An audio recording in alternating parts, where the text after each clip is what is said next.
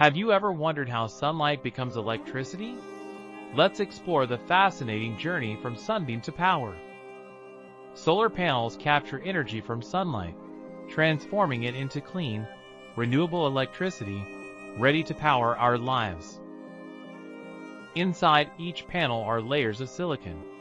When sunlight strikes, it liberates electrons, generating an electric current.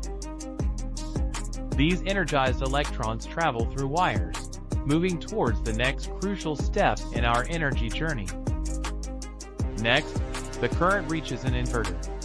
Here, it's transformed from direct current, DC, to alternating current, AC, used in our homes.